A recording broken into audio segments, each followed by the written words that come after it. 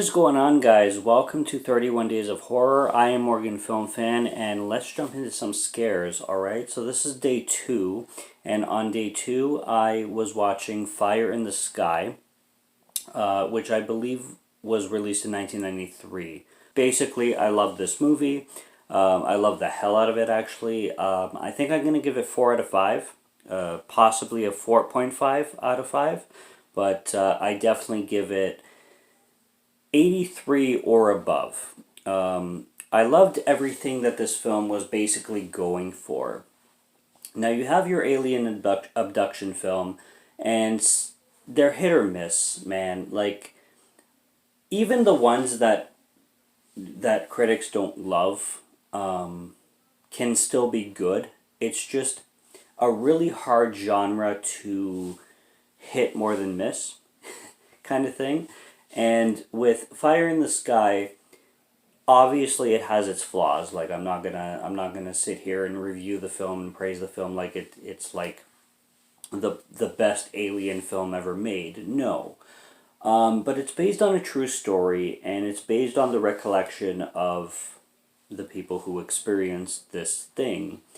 And for what they did, I mean, the cinematography is absolutely incredible. And, I mean, how true is the story portrayed to film? I don't know. I don't care. The film was entertaining. So, here's the biggest praise that I'm going to give on Fire in the Sky. I loved how realistic the performances was from everybody. There was some hokey acting, but I think that was done on purpose. There's times where you're like, why are they reacting this way? But then you think about it and it's like, well, yeah, wouldn't they react that way? Wouldn't they be confused? Wouldn't they be like, what the F? Wouldn't they, like, not know what to say? And everybody, like, because it's a whole investigation, the whole film, and I like how it's separated into parts that way. This guy named Travis, basically, he cuts down trees. I think, I don't know what the term is for the job, but basically I think it's arborer or something like that. Arborer? Something along the lines of that. But he basically chops down trees with chainsaws. And he works for this company with a group of guys, and they do their thing, and there's a guy named, his last name is Dallas. His last name is Dallas, Austin Dallas, I think his name is. And they have a big conflict. At the end of the night, they're going home, and Travis gets out of the truck, and all of a sudden he's hit with a beam of light. And apparently this is a true story too, so this is based on a true story, which makes it scarier. I mean, I hate aliens. And anything that has to do with UFOs, aliens, like, it really creeps me the fuck out. So, this guy named Travis steps out of the car after work, and he has, like, a beam launched onto him, and then everybody else runs away. And they come back for him after, but it's like 5 minutes later, and by the time they come back, he's gone, and he vanishes for 5 days. And there's a whole investigation, and this is a small town too, so it's not like it's like in a big city. Everybody gossips, everybody knows everybody, so the cops or the sheriffs, you could say, whatever, the law enforcement is all like, oh, is this a hoax? And there's this whole thing about a lie detector. Everybody has to go through the lie detector, and the people are like, what the, like, you don't believe me? I'm literally, how would I lie? Like, honestly, like, honest to God, if somebody came up to you and said, like, okay, I know this is gonna sound insane, but some kind of saucer lifted somebody off the ground and took them away. Like, I know that sounds ridiculous, but why would somebody purposely lie about that? You know what I mean? And it becomes a whole investigation because it's like, well, that sounds ridiculous, so we got to investigate into it. But it plays both ways. I really love the way this film played both ways because it goes through what's going on currently and what's going on in flashbacks. And there's this character named Mike, who was really close with Travis, the guy who got abducted. And when he, like 5 days later, he appears again. And my God, there's this sequence in the climax of the movie where he has a flashback, and I really like. That's another thing that I really love about the film,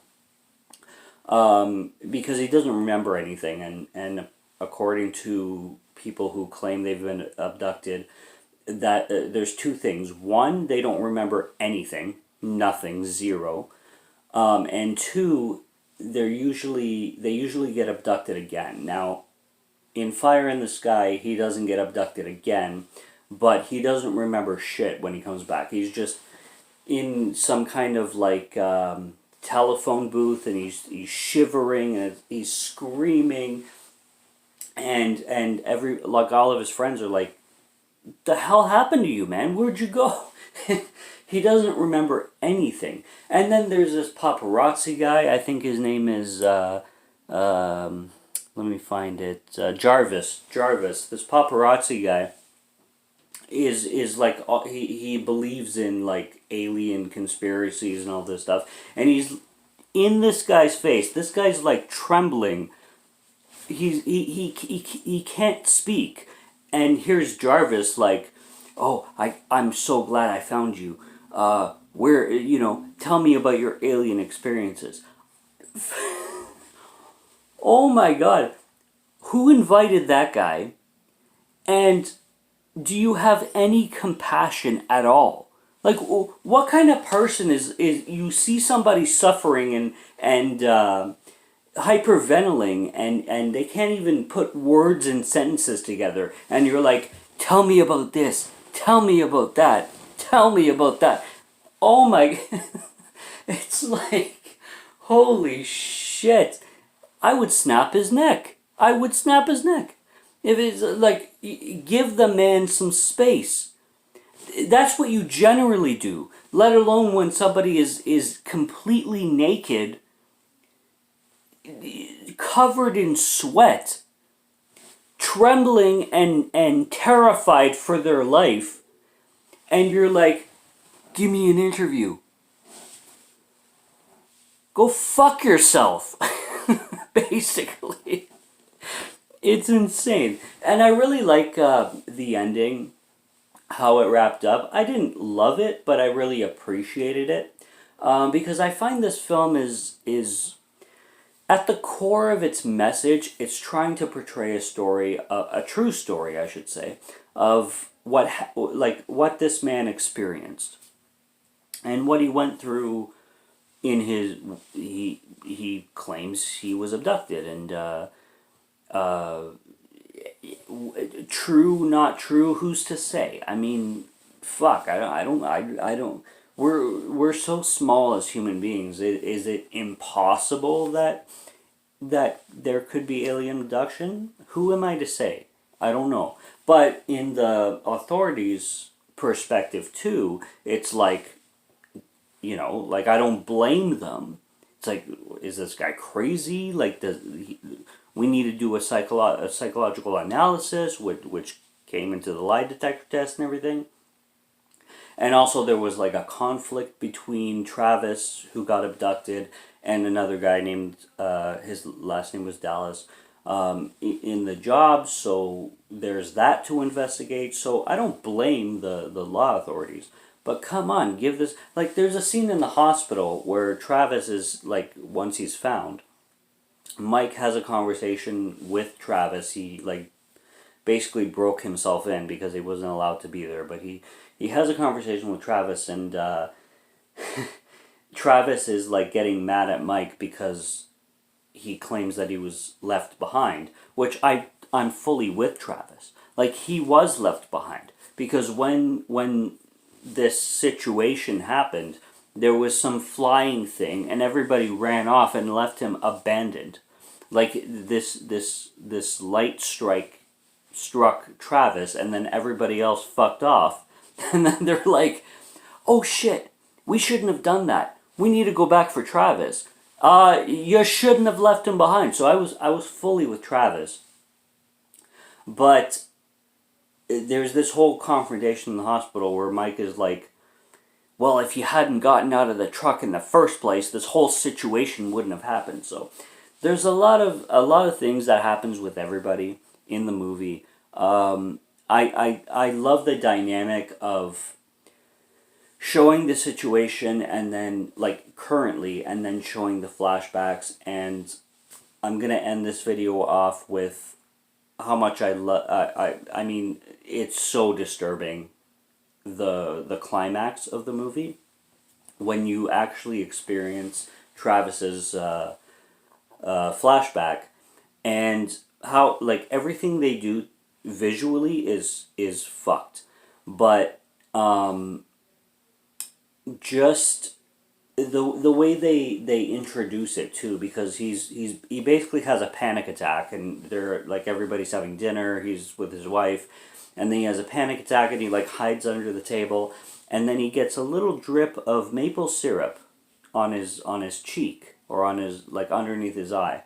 He gets a little drip of maple syrup, and it starts dripping down his face, and then everything comes back to him. And everything forward for the next, like, 10 minutes is just insane. Like, I'm not going to spoil it for anybody who hasn't seen the film, but goodness gracious, like, him in the ship, like, zero gravity, like, he's not only hopeless, but he doesn't, like, there's one thing when it comes to, like, you're hopeless, like you're kidnapped or something, like in our knowledge, like if you know, you're tied down or something.